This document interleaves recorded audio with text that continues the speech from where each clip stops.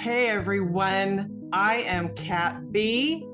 And I'm Angel Street. And we are the hosts of the webcast UFOT. But we love coffee and UFOs. Hi, I'm Stephen Bassett, Executive Director of Paradigm Research Group, and I'm a really big supporter of coffee and UFOs.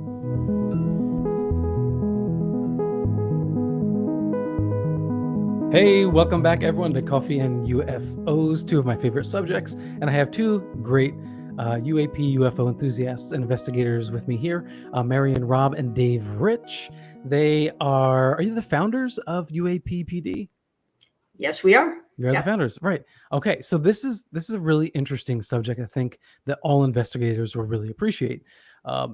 You put together this like a support system or coalition for law enforcement officers and investigators who are faced with, these strange phenomena of UAP, paranormal enigmas, etc., and don't have a network. They don't have a support system or even like a language for handling it and dealing with it within their departments. So I'll let you explain it a little bit more, but a really quick bio for Dave and Marianne. So Dave Rich is a 25-year-old veteran police officer. Dave started in patrol, then worked in the investigations unit as a gang detective, homicide and sex crimes detective, and narcotics detective. Dave currently works in the school resource officer unit. Dave joined MUFON Mutual UFO Network and worked as a field investigator. He is also an instructor for MUFON in advanced interview techniques and evidence collection. Marianne Robb is a retired police officer and former field investigator with Arizona chapter of MUFON. In her 34-year career in the police force, she has gained experience as a detective in arson, property crimes, and narcotics, and as a crime prevention consultant, and so much more. So again, welcome to Coffee and UFOs. And yeah, if you guys could tell us a little bit about your mission. Yeah, so basically what ended up happening is we came to this conclusion that in the United States, there's approximately 800,000 law enforcement officers that are working at any given time. And we work hours, like at any point, 24 hours a day, there's police officers that are on. And during that time, we're investigating all sorts of things, from your regular mundane types of things, car accidents, burglaries, thefts, stuff like that. Mm-hmm. But because of the fact that we're out there so often, driving around in patrol cars, working different scenes, we're also seeing other things that we can't quite explain, things that people would refer to as UFOs or the paranormal or high strangeness. There's a lot of terms for it. But we came to the conclusion, because I had one incident that happened where it became very evident very quickly that if I wanted to survive in my career, I better just keep my mouth shut. Mm-hmm. And it kind of like anything, you have a traumatic incident, no matter who you are, whether you're a first responder, whether you're just an average person walking on the street. If you take that stuff and you bottle it up inside, mm-hmm. it slowly starts to kind of eat away at you because you don't have an outlet.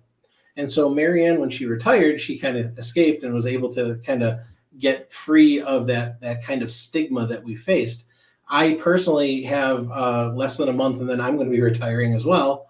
And one of the things that really weighed on both of our hearts and our minds was we have all these officers who have seen this stuff and nobody's talking about it. And all over the country in multi-genres, people are talking about mental health and about trying to get to a better place with them, no matter what you're doing. Yeah.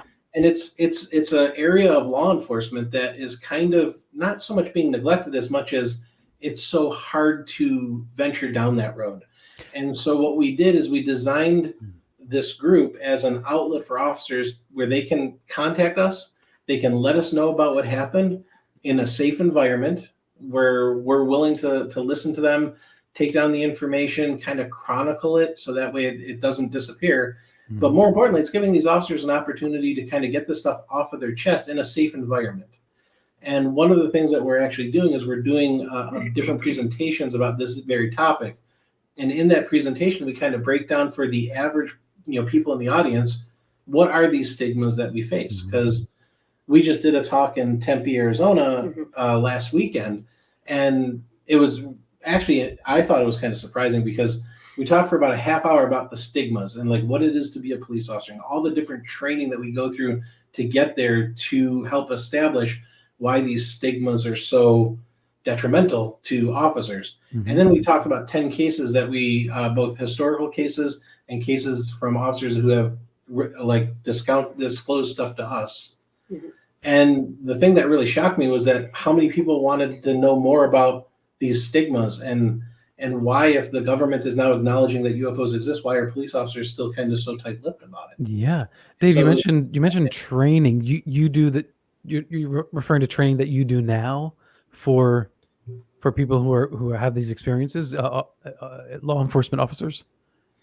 Not really. We're not really training them. We're just trying to get information from them so that we can chronicle it. So you're So- saying that they were getting their regular training, but not. Right. As Yeah. just starting from when someone goes to a police department or to an auditorium to take Mhm. their first written test to become a police officer. I mean, you're already being tested on your observation skills because during that written test, you're given a picture Mhm. of whether it's a crime scene or somebody just drinking coffee at a Starbucks.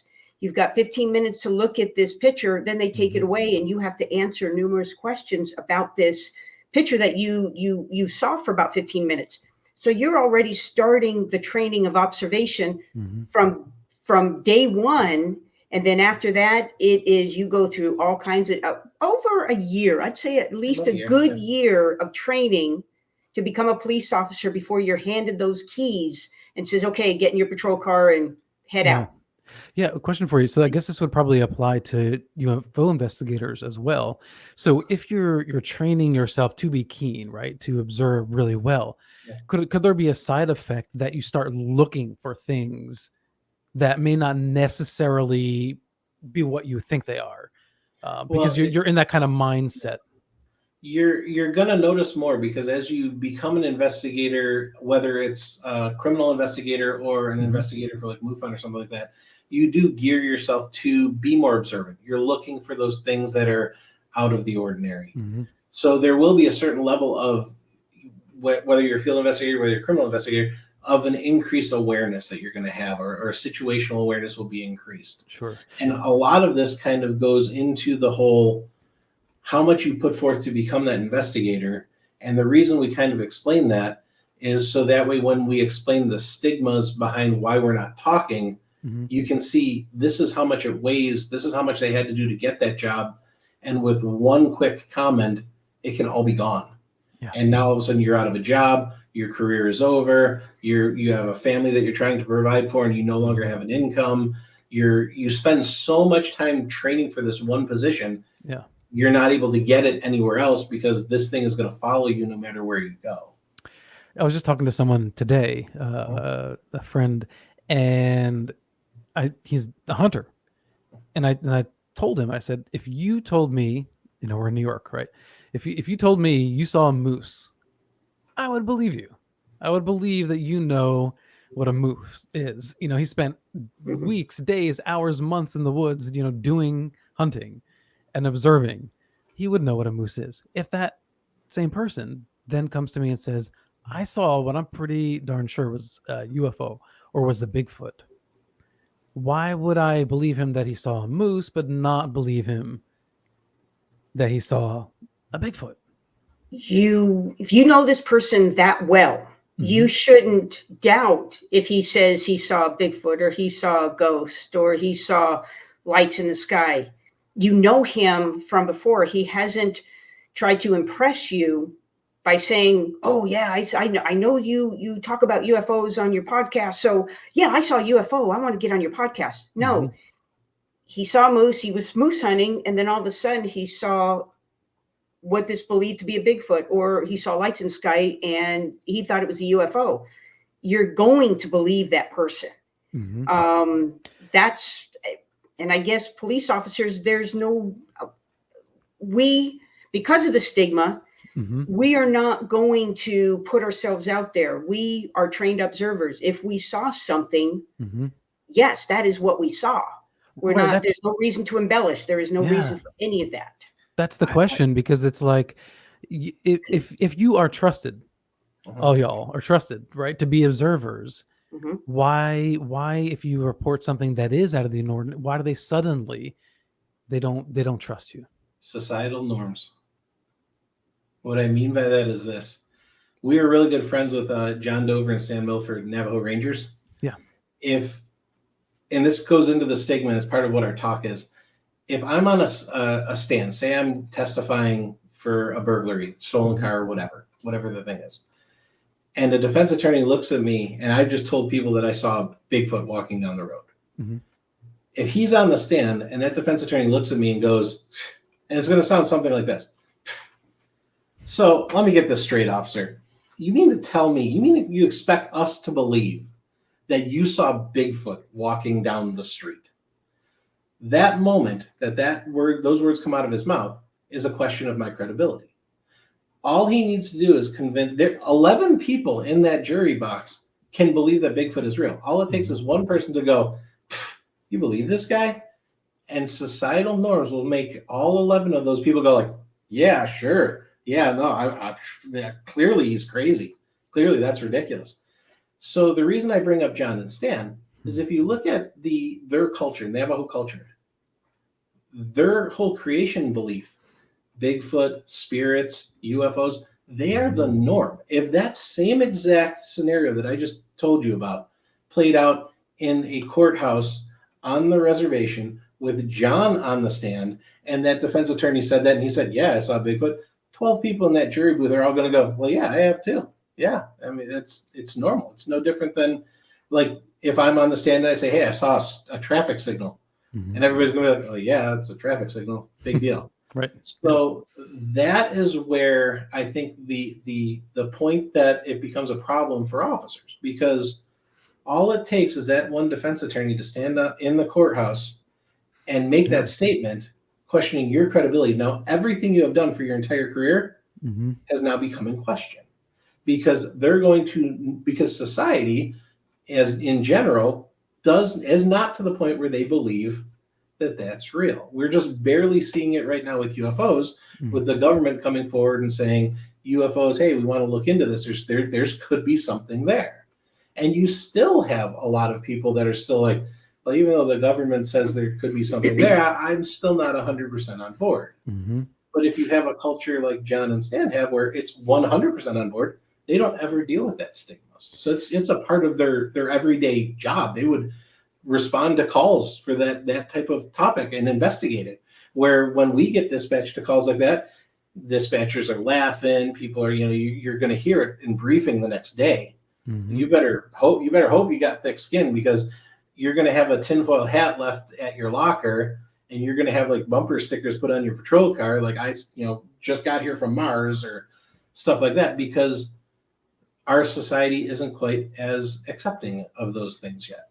But the reality is you have trustworthy people that are seeing stuff and they can't explain it. Right. Erin Burnett, anchor on CNN. I saw her. I was watching this one broadcast, and she did the old smirk, UFOs.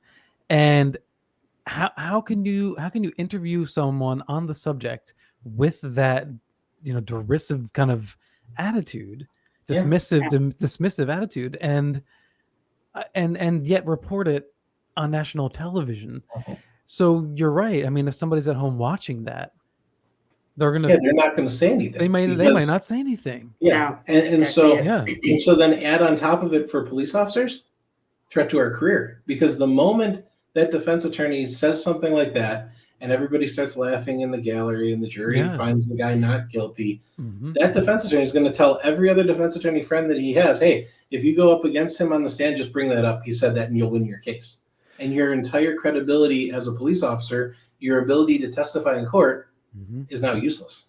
So you can't change the total social fabric, but you can start somewhere, which is what UAP-PD is. Exactly.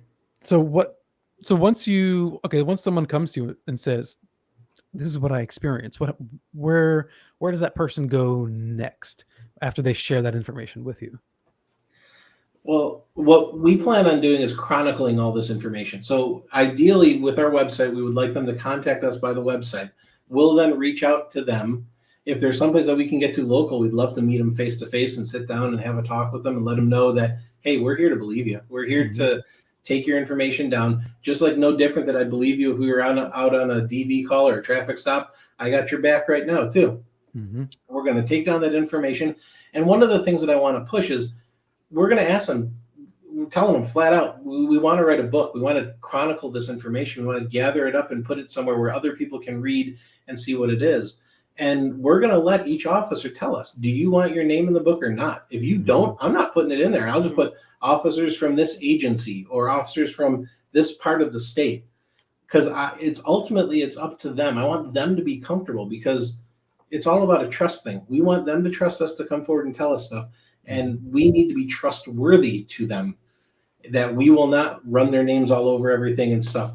But the important thing is by getting it out, getting it someplace chronicled where they can get a copy of it, then they can pick up that copy, and whoever they want to tell, they can show them, hey, see this book, see this page right here, this story, that's my story.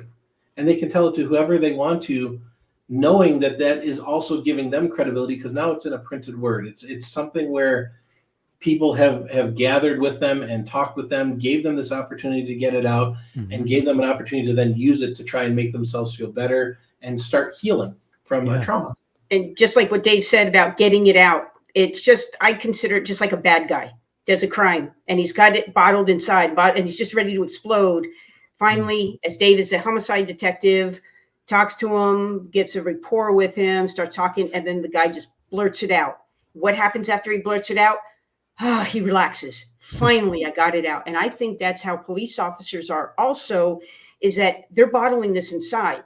Now, Dave, where he works down in central in the police department, he's gotten harassed. He's gotten to where he can't talk about UAP-PD or anything that he's doing because he does. He'll have stickers on his locker and he'll get people to joke about it. I mean, these are officers that are joking with him, and it's just tinfoil hats and all that. Well, where I work down south, Gilbert, all my guys on my team were very, they understood what I was doing. They were very supportive what I was doing. And it was great. I never had a problem. Anytime that I wanted to talk about this, they loved it in briefing. I talked about MUFON. I've talked about everything that I've done, and they supported me. But unfortunately, like Dave, so he can't say anything. So he's bottling all this up until he retires. Me, I'm relaxed because I was able to get it out all the time. That's why we want officers around the world, not this country, but around the world, to come to us on UAP-PD.com and tell us their stories. We want them to know we are supportive. We are cops, and we are out there for them, so they don't have to bottle this stuff anymore. They can get it out, and it could just relieve them that, hey, somebody's really listening to us, that this is real, and they're not going to ridicule us about that. And that's what I'm doing. Yeah, is there a were you inspired at all by the Navy's new reporting system for pilots and witnesses? Because to me, it seems an important aspect of that is this is what you're talking about, is that psychological effect, that if the pilots feel safe, feel that they can report these things, then that's one less stressor that they have. Oh, absolutely. Absolutely. The fact that the government and the Navy has said, hey, if you've seen something, we want to hear about it, kind of helped us really kind of think, hey, maybe this will work. Because even though I catch a lot of grief at times at the station, I still have officers that are coming up to me in Central and telling me stories about stuff that they've seen. And, hey, you need to go talk to this guy because he saw something. So I think that just the fact that the Navy is accepting this and is allowing pilots and people to come forward and say things, is it's opening it up. And it's like you said, we're not going to be able to change societal norms overnight. But anything that we can do that starts moving it in the right direction is progress in the right direction. I have to ask you, so great stories. Yeah, I was gonna say, so far, like, what is the most, astounding story that you've heard from a law enforcement officer so far? Oh, give them a little detail. This is the astounding one right here that he was witnessed. my case. Oh, really? Okay. So, so this is not anonymous, clearly. in a nutshell, in a nutshell, Okay. It was one of the high schools that I was working at. I'll tell you the whole story. In a nutshell, obviously I don't have all the pictures and everything like that. Sure. Yeah. But we got a 911 call at the school, and it was on a Saturday, and it was at 11:54 in the morning. We got this 911 call. Mm-hmm. And the 911 call came from the front desk of the school. And it sounded like a younger girl's voice. And it says, I'm scared. Dispatcher says, you're scared? And it says, no. And then you hear what sounds like the receiver being dropped on a countertop. So they dispatch patrol officers. 2 patrol officers respond to the school. They make entry through the front with a Knox box because there's an open line. The entire time that we're waiting for the officers to get there, it's an open line. So the dispatcher is talking to no one, just trying to get somebody to pick up, hello, are you there? Pick up the phone. Mm-hmm. So the 2 officers walk in. They walk over to the phone. One of them picks them up, and then you hear it took 14 minutes from the time the call came in to the time the officer got there. You hear him identify himself on the radio or on the phone. You hear it on the 911 call. Mm-hmm. And then they say there's nobody here. This is clearly the phone because we found it laying on the desk. Sure. And it was an open line. I picked it up and it was already, you were there. So we know 100% it was this phone. We know that this is the line because it's an open line. So they hang up, they search the entire building. They can't find anyone there. They go into the nurse's office, which is towards the front, like right in front of the desk. Mm-hmm. The 2 officers walk into the nurse's office and something that they could not see rushes past them. And so they run out of the nurse's office. They can't find anything. So they basically leave. I show up because it's prom that night. I'm going to work prom. And the principal says, hey, you need to talk to the patrol officer that responded to the school for the 911 call. I'm like, okay, 911 call. That's weird. It's a Saturday.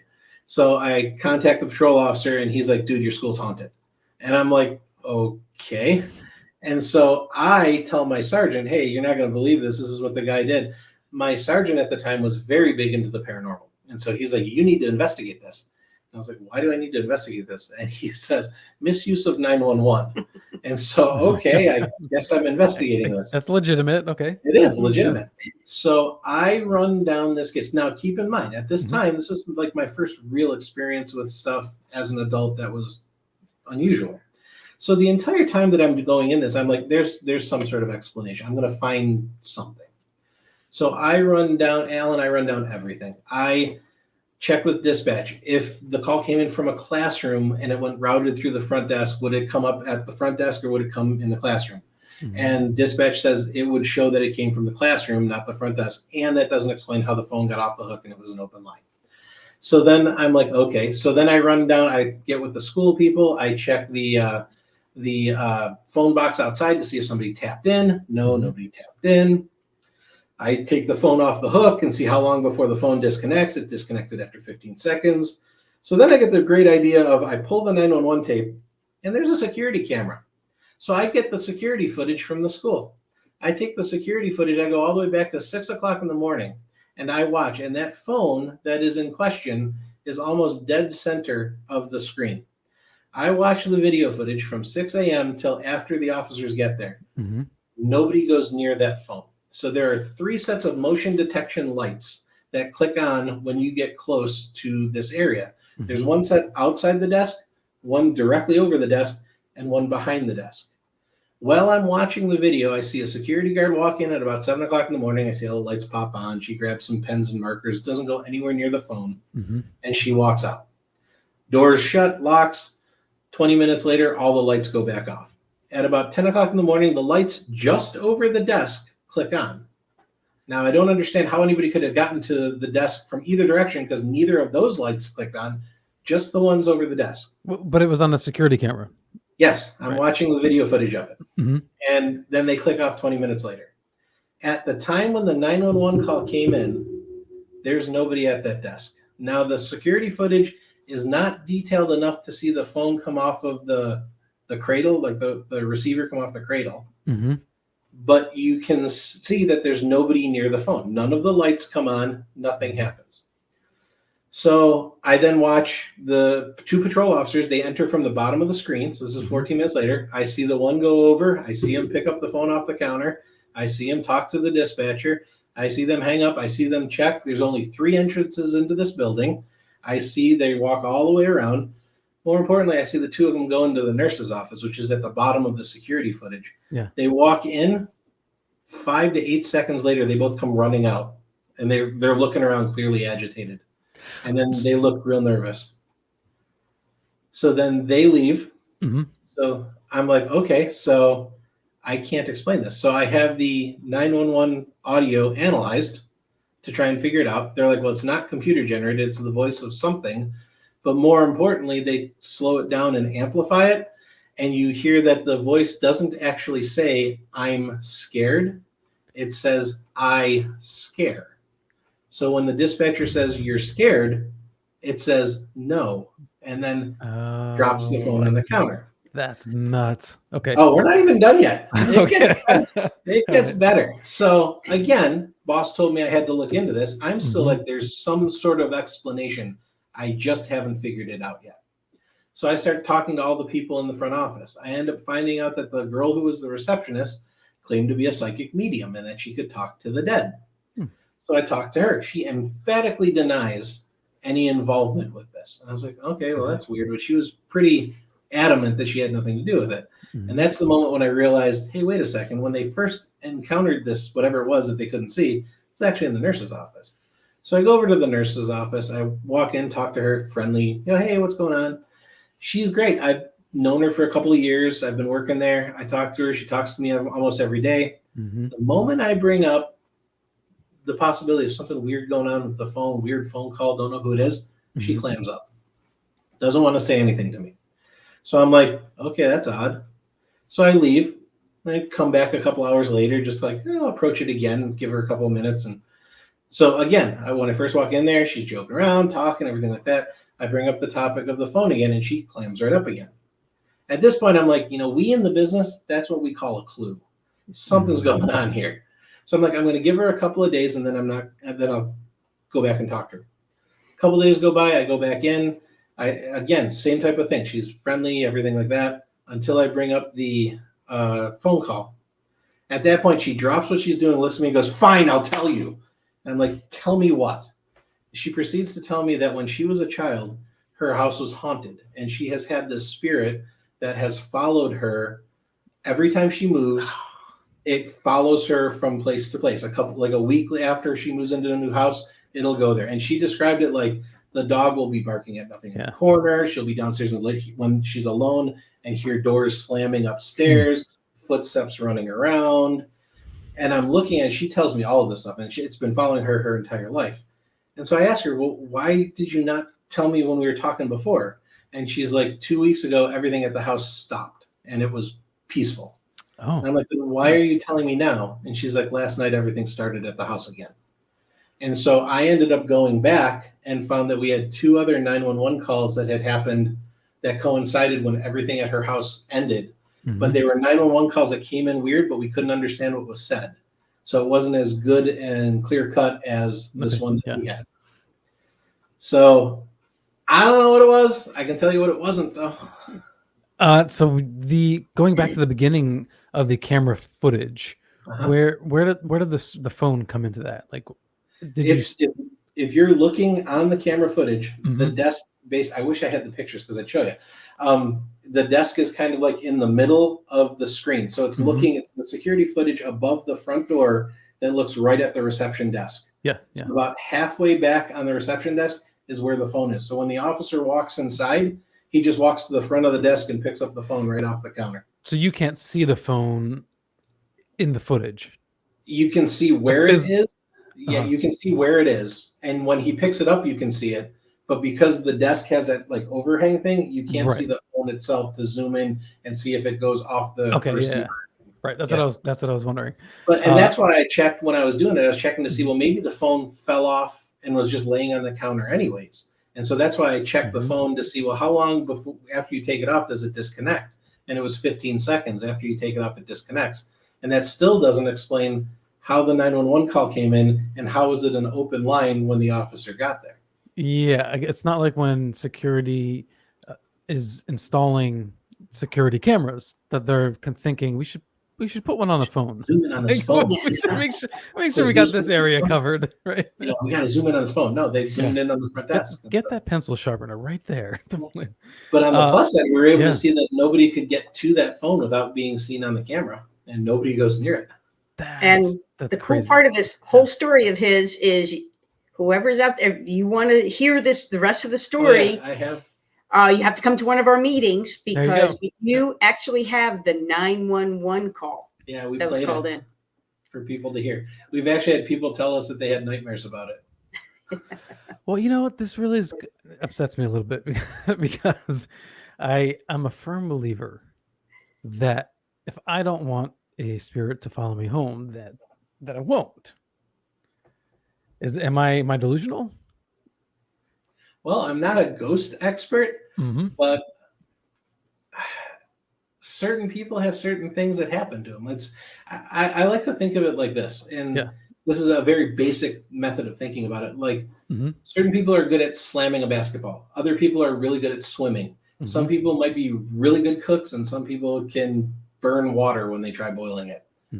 I think it's similar to that. Like certain people just have an ability to either perceive or interact with strange things a little bit more often than others. And I think a lot of times these other things can pick up on that. And it's like, it's no different than if you're standing in a room and nobody can see you, and you're trying to get somebody's attention, and one person finally walks in that can see you, you're going to follow that person, aren't you? Because you're like, hey, that's the only person who can see me. I need to go figure out some way to interact with them or communicate with them or something like that. Now, you kind of wonder, like the Native Americans, when they go into a situation where there could be evil spirits or anything around, they smudge themselves. They smudge themselves. Sure. And now, will it work with everybody? I can't say, just like, the nurse. But that is one thing I know that the Native Americans do. Yeah.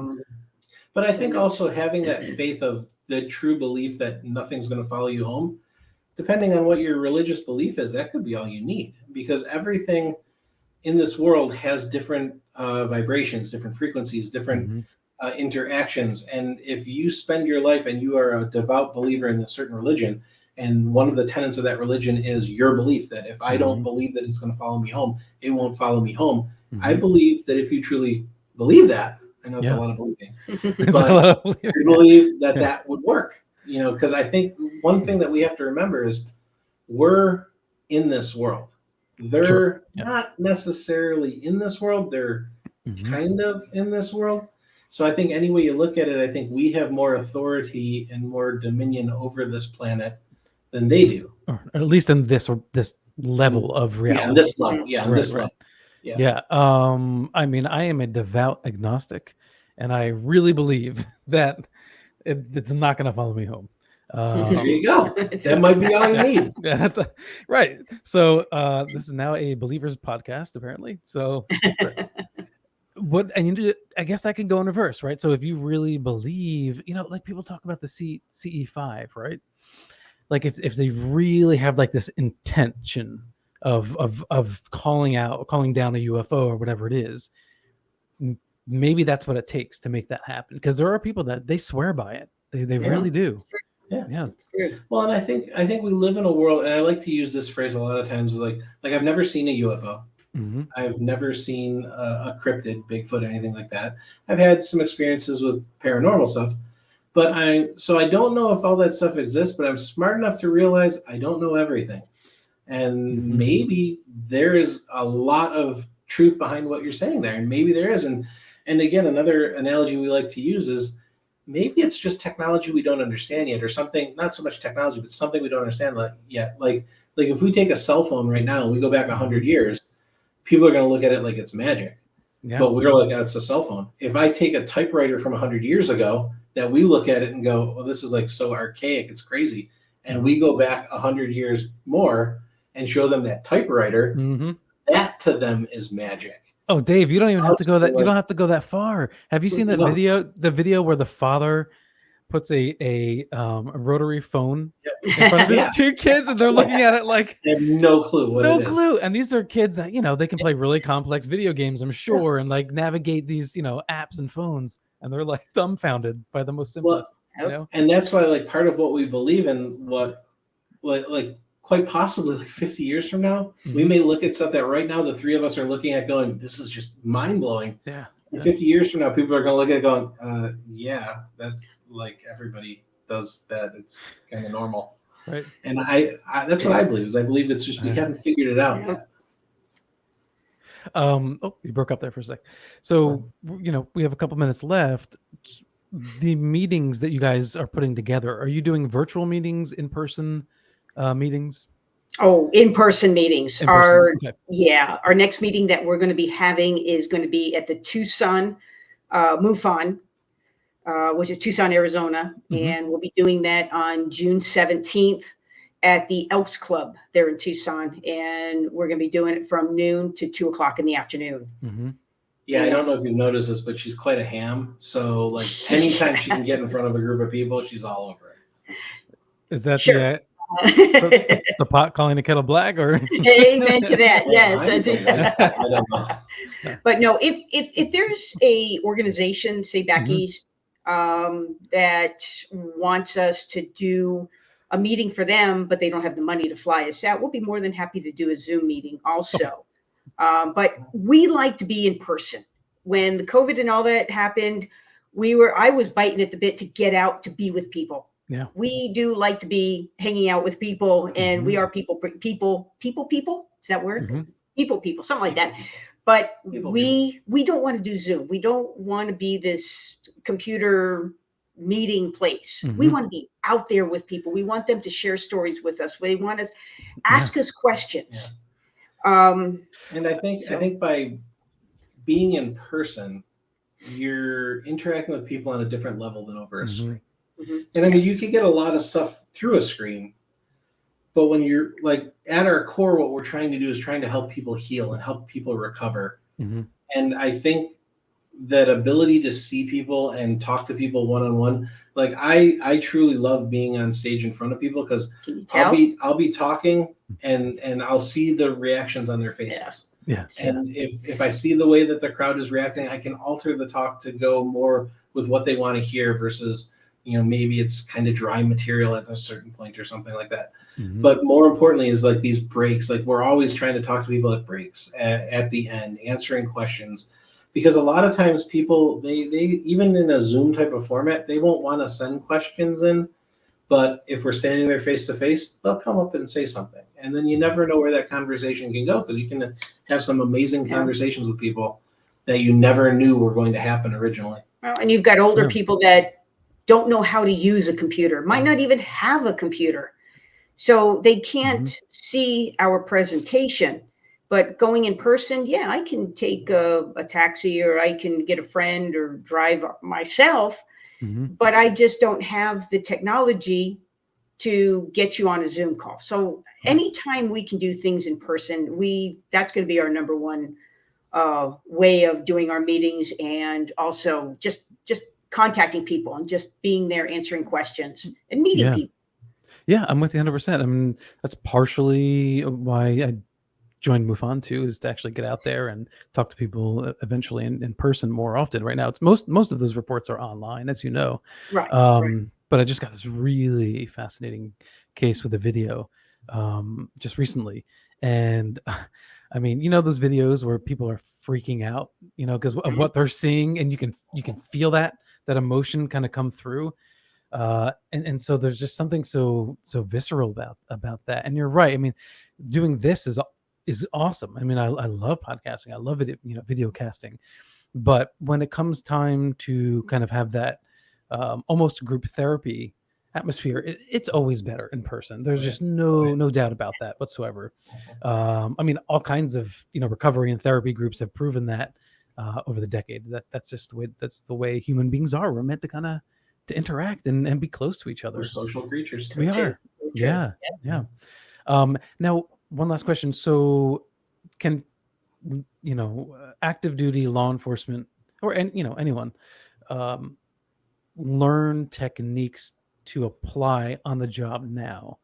Like, can they learn something from you, or are you sharing something that they could take back with them on the job, even if they're in a town or, work in a station where they would get laughed at, do they have a cool toolkit that they can bring back with them for themselves? Not so much teaching them new skills. It's just Mhm. applying the skills that they already know in a kind of unusual fashion. Got it. Because again, when it comes down to it, whenever we're interacting with people and we're kind of investigating these reports, we're just Mhm. using the basic skills that we were taught in the academy. And every officer is taught how to deal with a stressful situation, how to Mhm. control our emotions. It's kind of like the joke that we always talk about, like, do you want the officer on a car accident, if you're really hurt, running up to you and going, "You're going to be fine. Everything's fine. We got help on the way." Or do Mhm. you want them to come running up, like freaking out, like throwing their arms around and yelling, "Oh my gosh, that's supposed to be attached. What are we going to do?" Mhm. Again, we're taught to control the emotions. So we're not really teaching officers anything new. We're just showing them ways that they can use the skills that they already have Mhm. to help them get that level of longevity. And in the process, maybe help other officers as well. Because if they come forward to us and talk to us, they can then be the best spokesman for other officers Mhm. who may come up to them and say, "Hey, I had a weird encounter. Mhm. I know you had something," and then he can pass on our information, or he can just be a sounding board for them too. Yeah. Because not every officer is going to want to talk to us, but they may be willing to talk to their buddy, the guy that's in the next beat over, the guy that Mhm. works the different shift with them. They may be willing to do that. And ultimately, again, like I said, we're just trying to help. That's what we want to do. We Yeah. were helping when we were officers. Just because she's no longer a cop and I'm only going to be one for another month and then I retire, Mhm. we're not done helping. We just found a different way to do it. Yeah. All right. Well, Marion, I'm kind of bummed that I won't be able to see you at Pine Bush, but I know you've got some other things going on. You're going to be in contact in the desert, In contact. representing UAP-PD. Anything else coming up for you guys that we should keep an eye out for? Well, we've got the beginning of June is going to be contact again, yeah, in California, Mhm. and then be in Roswell at the end of June, the beginning of July, again promoting UAPPD. Also, what we teach, being ex-field investigators, retired field investigators, we still teach at the Phoenix MUFON boot camp that we have in Okay. November. It's the first weekend in November. Anybody that is either a field investigator or someone that would like to become a field investigator, we have a boot camp, which is 2.5 days of training, classroom training, and then out at a site, learning how to collect evidence and Mhm. actually have a scenario that they have to investigate. Cool. We Very cool. teach advanced interviewing techniques at that. Also, will be in Cincinnati to assist with the field investigator training there. Again, teaching advanced interviewing techniques and evidence collection. For the symposium, move on. So for the symposium, yeah, Okay. we'll be doing that. But then the biggest thing we have for UAPPD to teach is, like I said, if anybody wants to come down to Tucson, Arizona Mhm. on June 17th at noon, you can get on the Tucson website. It'll have more information. But please, we ask anyone, law enforcement retired or on duty right now, please come onto our website, uappd.com. Give us your information. We would love to hear from you. And please tell us your story. We're here for you. All right. Thank you so much, Marianne. I've been a fan. Dave, I'm now your fan. Thank you so much for your work. I do think it's really important.